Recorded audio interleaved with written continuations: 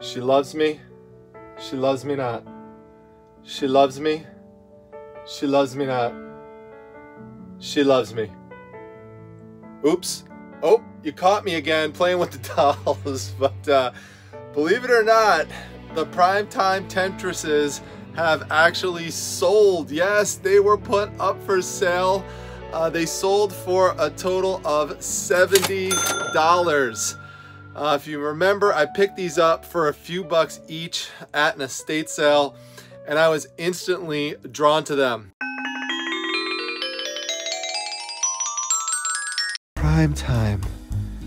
I'm so shy, but I'm so lonely here. I wish you would put me in your treasure box and take me home. My sister could convince you. Maybe you'll take me home because I look a lot like Jessie Shops. I love the bright colors. I love the flowers in their hair. I love how their face is partly obscured by the arm, and so they're kind of looking out seductively to the side like that. I think that's just a really neat look. They display really nicely. The outfits are really cool. They're a little revealing, so there's a sexiness to it for sure. And they're vintage. So you can just tell that from the overall look and feel to it. They don't have a date on them, but you know, this type of look, this type of style with the little peg that elevates the foot. When you see dolls like this, you should be able to get about 25 to 35 bucks per doll. So if you can find multiples of them, pair them up and put them together. That's what I did here. And they have found an amazing home. So these are going out to none other than Jessie Shops. When she saw that I had put these up for sale, she had mentioned on Instagram that she really wanted them. Noelle Griffith, Farm Girl Scavenger, saw that and she actually purchased these for Jessie Shops. So thank you, Noelle. Thank you, Jessie. What's that? Oh yeah, I forgot. The pro tip. Yeah, so when you're listing dolls that look like this, with this type of style of dress, and they're moving their hips like this, looks like they're doing a hula dance, make sure you list them as hula dancers. And also use the term Hawaiian and Polynesian.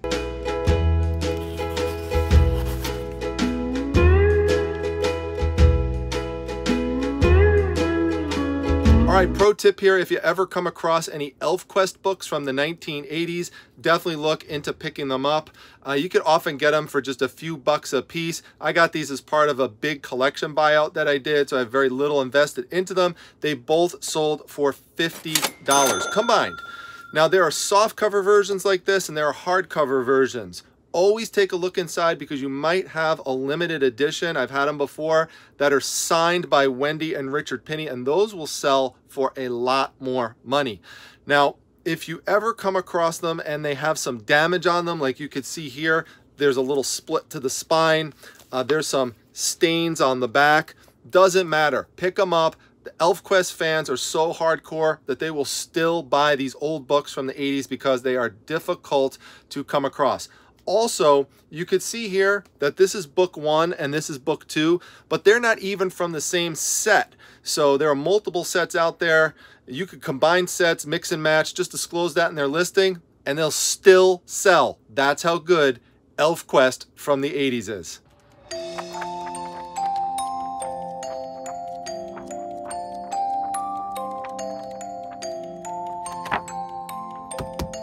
All right, now, even if you don't like comic books or know much about comic book characters, you're still going to know who Superman is. So let me tell you a tip on something to look for related to Superman that could bring in some big money, because this book right here just sold for 50 bucks and it comes from 2014. It's not even that old. This is the Man of Steel series. So that's what you're looking for right on the side. It's very prominent. You're going to see that there are volume numbers on the bottom. Pick up any volume that you see. This is volume number 8, sold just by itself. So it doesn't matter what volume you get because they're just so hard to come across. They didn't make many of them. They are a compilation of older Superman comics all put together into this one series. They're also available in hardcover version, and they're even harder to find there. I've sold them both ways, and they sell fast every single time. So look at the pick them up if you can find them. I got these again as part of a big collection buyout, and again, just don't have much into the piece. All right, now if you are very young, you might not know what this is, but this is an 8-track cassette player. These came out in the 70s and 80s to compete with vinyl, to make music more portable. It was a pain in the neck carrying those vinyls around safely. So as you can see here, it's rectangular shaped. They almost all look like this.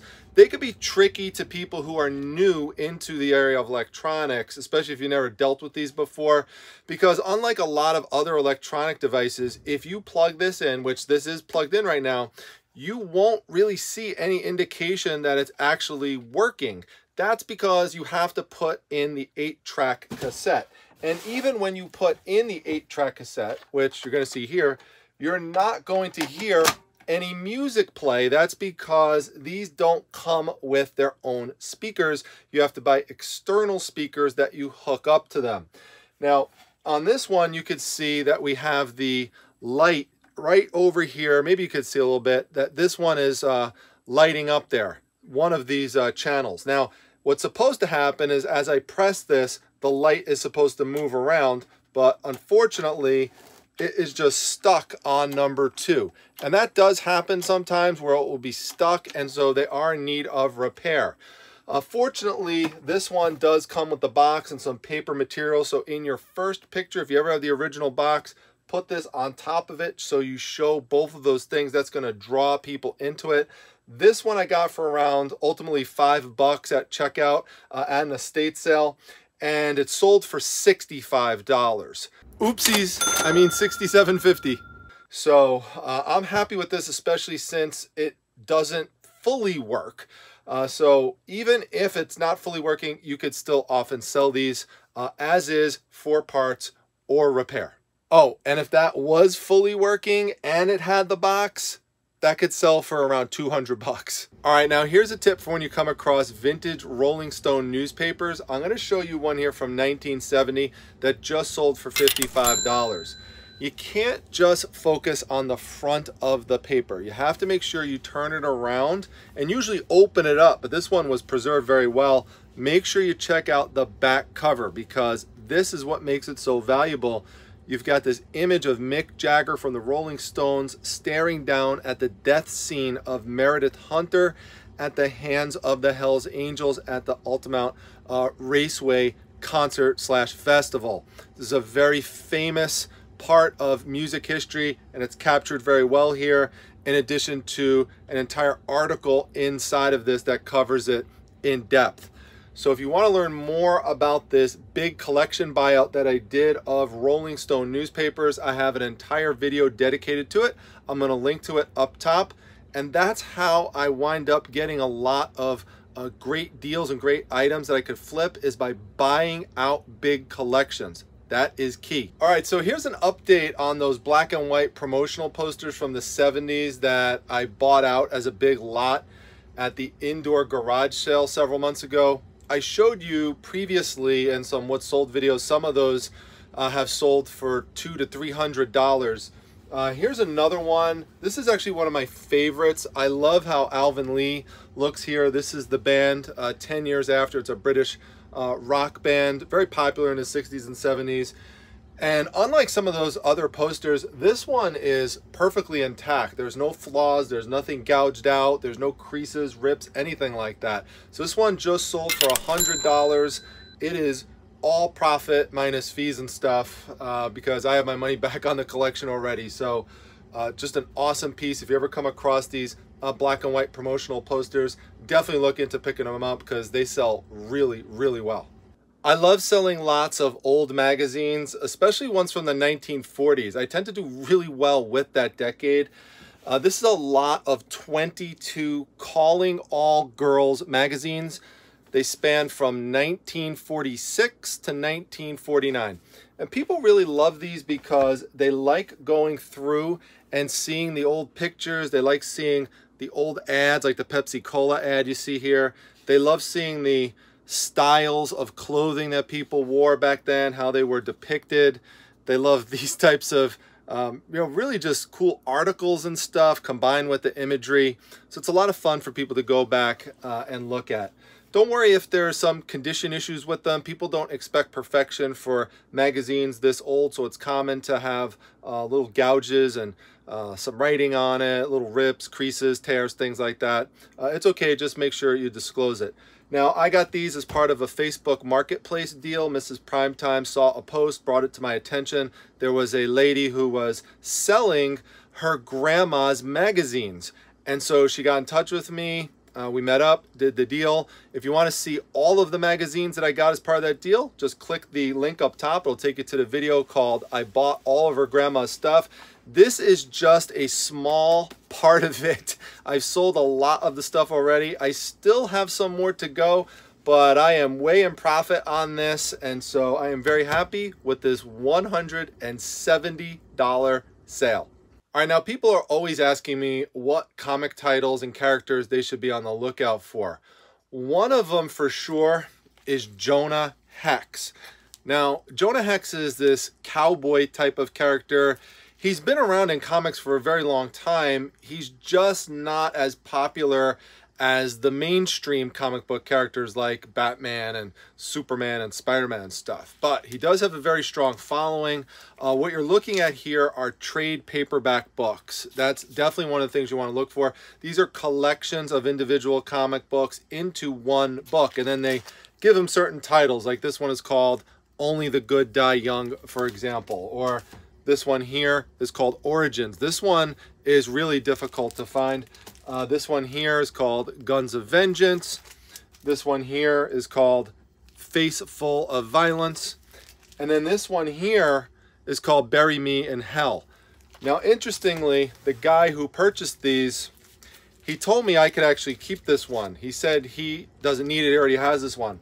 So he said, just sell me these four right here for $120.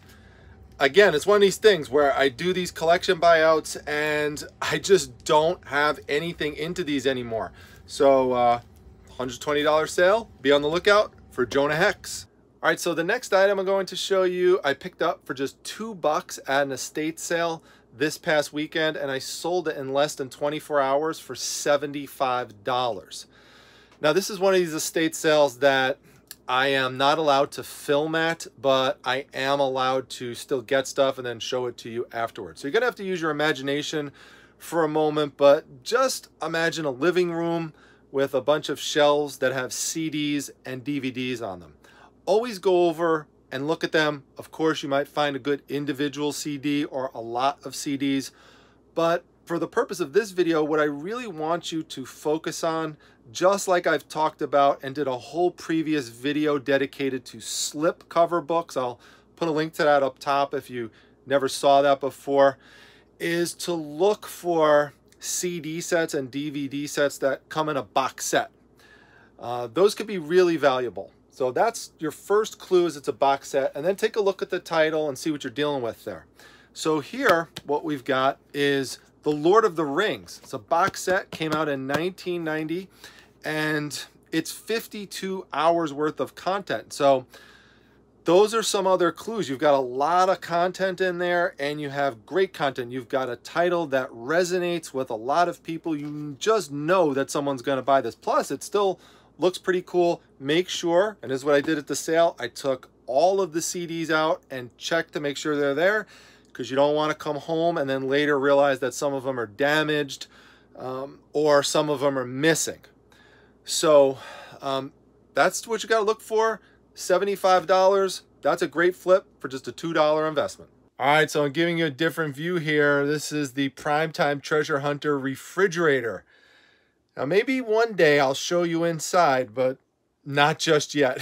So anyway, the reason why I'm showing you this is because I have to do a recreation for you since I wasn't allowed to film at that estate sale. I want to show you what happened when I went into the kitchen area. So I went into the kitchen and there were a bunch of food products scattered all around in boxes and jars and all sorts of things.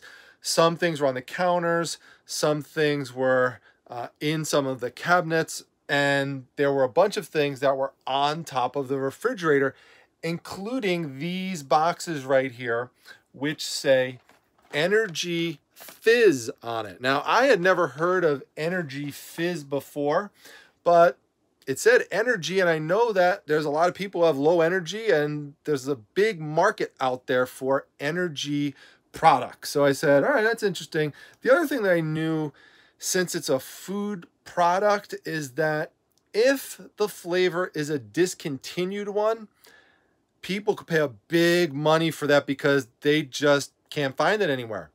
So I started off with these blackberry ones, and there were 3 boxes of them, and one of them is partly open, and this is what the sticks look like. So they're effervescent, so basically kind of like Alka-Seltzer. You know, you put it in the water, it just bubbles up, and it has all these, you know, vitamins and minerals and stuff that's supposed to give you energy. So you gotta check the expiration. So expiration dates on them are all good. They don't expire until 2023, at least these don't. And there were some that were expired. I just left them there. These 3 boxes of blackberry ones, since blackberry's discontinued, they literally sold in about 10 to 20 minutes after I listed them for $180. 3 boxes, including this one being open and missing 10. There's 30 per box. So what I get them for? I got all 8 boxes for $2. $2. Why? Because the people who were selling them, they didn't know what the value was. Plus, I got to these in the middle of the sale, so everyone else had just walked by them as well. Now, these orange ones, I just sold these tonight for 50 bucks.